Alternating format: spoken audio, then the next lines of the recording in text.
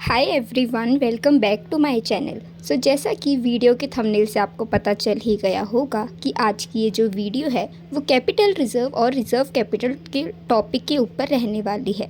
तो सबसे पहले आपके दिमाग में यही डाउट आया होगा कि क्या कैपिटल रिज़र्व और रिज़र्व कैपिटल सेम चीज़ नहीं है। तो इसका आंसर है बिल्कुल नहीं। जो कैपिटल रिज़र्व है और रिज़र्व कैपिटल है वो भले ही आपको सेम साउंड करे, बट इन दोनों के बीच में काफ़ी मेजर डिफरेंस होता है। तो इसलिए अगर आप इन दोनों के डिफरेंस को अच्छे से नहीं समझते तो आगे चल के आपको काफ़ी सारी दिक्कत हो सकती है रियल लाइफ वर्ल्ड के अंदर। तो इसलिए आज के इस टॉपिक में हम इंडिविजुअली दोनों को समझेंगे, उसके बाद इनके डिफरेंस जानने के लिए लास्ट में एक ओवरव्यू लेंगे जिसमें हम इन दोनों के डिफरेंसेस को डिस्कस करेंगे। तो चलिए बिना टाइम वेस्ट करे बढ़ते हैं हमारी वीडियो की तरफ और समझते हैं हमारे आज के topic capital reserve versus reserve capital के बारे में। तो अगर हम स्टार्ट करते हैं कैपिटल रिज़र्व को समझने से, तो जो कैपिटल रिज़र्व है वो एक ऐसा रिज़र्व होता है जिसको हम कैपिटल नेचर से हो रहे जो प्रॉफिट होते हैं उससे बनाते हैं, यानी कि ये अर्न किया जाता है कैपिटल नेचर की ट्रांजैक्शन से rather than companies normal business operations.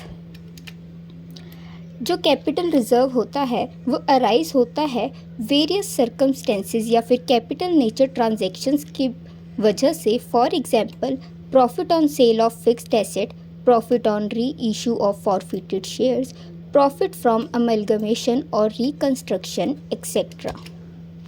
अगर हम जनरली कैपिटल रिज़र्व की बात करें तो इसको मेंटेन किया जाता है फाइनेंशियल पोजीशन ऑफ कंपनी को स्ट्रेंथन करने के लिए, यानी कि ये एक नॉर्मली रिज़र्व नहीं होता जिसको हम ऑर्डिनरी डिविडेंड के तौर पर डिवाइड कर सकते। यहाँ तक कि जो इसका यूज़ होता है वो भी रिस्ट्रिक्टेड होता है एज़ पर द लॉ, यानी कि कंपनीज लॉ के अकॉर्डिंग कैपिटल रिज़र्व के यूज़ पर काफ़ी सारी रिस्ट्रिक्शंस होती है और ये किन्हीं चीज़ों के लिए ही यूटिलाइज़ किया जा सकता है। अब अगर हम कैपिटल रिज़र्व को थोड़ा और अच्छे और आसान भाषा में समझने की कोशिश करते हैं तो इसके लिए यहाँ पर हम एक एग्जाम्पल लेते हैं जिसको हम रियल लाइफ में भी देखते हैं। फॉर एग्ज़ाम्पल, अगर मान लो कि आपके पास एक मशीन है जिसकी रिटर्न डाउन वैल्यू यानी कि WDV जो बुक वैल्यू है वो 5 लाख रुपीज़ की है। अब आपके पास एक पर्सन आते हैं और वो आपको मशीन के बदले 7 लाख रुपीज़ ऑफ़र करते हैं। तो ये सुन के आप काफ़ी खुश होते हो क्योंकि आपको आपकी 5 लाख की जो मशीन है उसके बदले 7 लाख रुपीज़ मिल रहे हैं। तो आप इस ट्रांजैक्शन के लिए हाँ करते हो और मशीन को सेल करने का फ़ैसला लेते हो। तो अब जब आप अपनी फाइनेंशियल्स प्रिपेयर करोगे तो उसके अंदर आपको जर्नल एंट्री पास करनी होती है बैंक अकाउंट डेबिट, क्योंकि आपको 7 लाख रुपीज़ मिले हैं और आप यहाँ पर क्रेडिट करते हो मशीनरी का अकाउंट 5 लाख से। तो यहाँ पर जो 2 लाख रुपीज़ का हमारा प्रॉफिट है वो हम P&L अकाउंट में ना डाल के एक स्पेशल अकाउंट क्रिएट करते हैं कैपिटल रिज़र्व अकाउंट के नाम से। अब ये अकाउंट कैपिटल रिज़र्व इसलिए डाला है क्योंकि जो मशीन की सेल है वो एक डे टू डे ऑपरेशन का पार्ट नहीं है और जो हमारा बिज़नेस है वो हम मशीन में डील नहीं करते, बट हम हमारी जो बिज़नेस में यूज़ हो रही मशीन है वो उसको सेल करने के लिए हमने एक कैपिटल नेचर की ट्रांजैक्शन परफॉर्म की है। तो इसलिए यहाँ पर specific reserve capital reserve account के नाम से एक अकाउंट बनता है जो कि रिज़र्व एंड सरप्लस का पार्ट होता है। अब बात आती है कि हमने यहाँ पर P&L में जो हमारा अमाउंट है उसको क्रेडिट क्यों नहीं किया। तो वो इसलिए क्योंकि ये जो प्रॉफिट है वो आपको आपके नॉर्मल बिजनेस ऑपरेशन से नहीं हुआ, बल्कि एक कैपिटल नेचर का यानी कि वन टाइम ट्रांजैक्शन से आपको प्रॉफिट मिला है। तो इसलिए हम यहाँ पर एक स्पेसिफिक रिज़र्व क्रिएट करते हैं कैपिटल रिज़र्व नेम से और उसके अंदर हमारी जितना भी रिज़र्व होता है उसको मेंटेन करते हैं। अब अगर हम समझते हैं रिज़र्व कैपिटल के बारे में तो इसके नाम से आपको पता चलता है कि जो आपकी टोटल कैपिटल है आप उसका कुछ पोर्शन रिज़र्व करके रखते हो अपनी फ्यूचर लाइबिलिटीज़ को पे करने के लिए। अगर हम समझते हैं रिज़र्व कैपिटल के बारे में तो रिज़र्व कैपिटल कंपनीज़ की शेयर कैपिटल का एक ऐसा हिस्सा है जो कि अनकॉल्ड है, और इसी के साथ जो कंपनी है वो इसको अपनी पूरी लाइफ टाइम में कॉल ना करके वाइंडिंग अप के टाइम पर ही कॉल करने का जो डिसीज़न है वो लेती है। अब ये जो डिसीज़न है वो स्पेशल रेजोल्यूशन पास करके लिया जाता है, क्योंकि ये डिसीज़न सभी शेयर होल्डर्स जो कि एक्चुअल ओनर्स है कंपनी के, उनकी सहमति से लेना ज़रूरी होता है। तो अगर हम बात करते हैं रिज़र्व कैपिटल के बारे में, तो जो रिज़र्व कैपिटल है वो एक एडिशनल सोर्स ऑफ फंड के तौर पर काम आती है, जो कि कंपनी को हेल्प करती है अपनी लाइबिलिटीज़ को पे ऑफ करने में during the time of winding up. इसी के साथ ये क्रेडिटर्स को एक्स्ट्रा प्रोटेक्शन प्रोवाइड करती है, और उनके मन में हमेशा ही एक पॉइंट रहता है कि जो कंपनी है उन्होंने कुछ जो अमाउंट है वो उनके लिए रिज़र्व कर रखा है, जिससे अगर फ्यूचर में कंपनी को काम करते हुए किसी भी तरह की परेशानी आती है तो उनका जो अमाउंट ड्यू है कंपनी की तरफ वो सेफ़ है। इसके बाद जो रिज़र्व कैपिटल है वो सिर्फ नाम से रिज़र्व कैपिटल है, बट एक्चुअल में वो किसी भी तरह का रिज़र्व नहीं होता, क्योंकि इसको हम हमारे प्रॉफिट से नहीं बनाते, जबकि एक्चुअली ये पार्ट माना जाता है शेयर कैपिटल का, जो कि अभी तक अनकॉल्ड है और जिसे कंपनी कॉल नहीं करना चाहती अपनी नॉर्मल लाइफ साइकिल के समय। अगर हम इसे और बेहतर तरीके से समझते हैं और एक एग्जाम्पल का सहारा लेते हैं, अब अगर हम एग्जाम्पल लेते हैं तो सपोज़ कीजिए कि एक कंपनी है जिसने 1 लाख शेयर्स जो है वो इशू किए हैं। अब एक शेयर की जो शेयर प्राइस है वो ₹10 ईच का है, जिसमें से कंपनी ने ₹8 कॉल कर लिए, और जो पेंडिंग ₹2 थे हर शेयर के ऊपर वो अभी तक अनकॉल्ड है।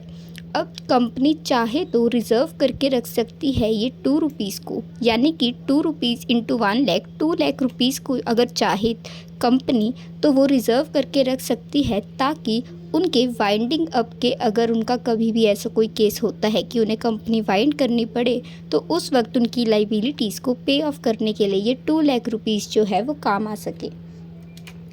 तो अब मान लीजिए कि अगर एक शेयर ₹10 का है तो कंपनी के पास जनरली ऑप्शन होती है कि वो इंस्टॉलमेंट में अमाउंट जो है वो अपनी ज़रूरत के हिसाब से मंगवा सकती है।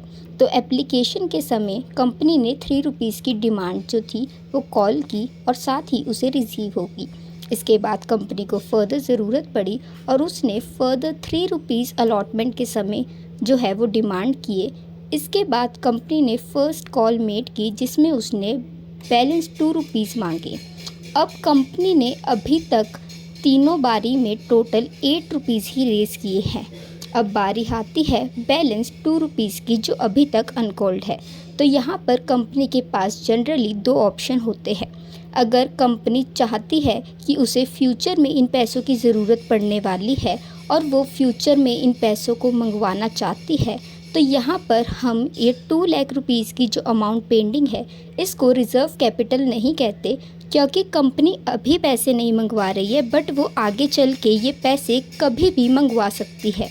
पर वही अगर जो कंपनी है उसका इंटेंशन है कि उसे अपनी पूरी लाइफ टाइम में ये अमाउंट की ज़रूरत नहीं है और वो सिर्फ वाइंडिंग अप के समय ही मंगवाना चाहती है, तो ये 2 लाख रुपीज़ को हम रिज़र्व शेयर कैपिटल कहेंगे।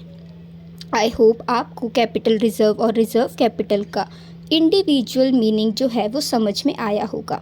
तो इसलिए अब हम चलते हैं इनके डिफरेंस की तरफ। Capital reserve versus reserve capital.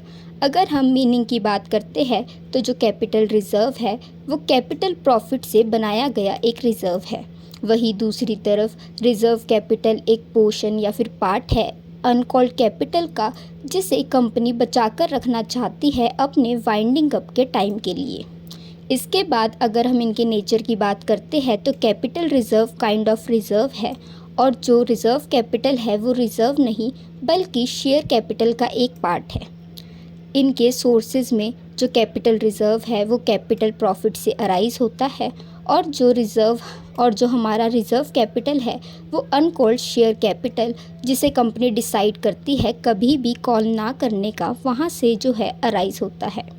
जो कैपिटल रिज़र्व है वो स्पेसिफिक पर्पसेस के लिए यूटिलाइज़ किया जाता है, जिसे लॉ यानी कि कंपनीज एक्ट 2013 बताता है कि किन किन पर्पसेस के लिए कैपिटल रिजर्व यूज़ किया जा सकता है।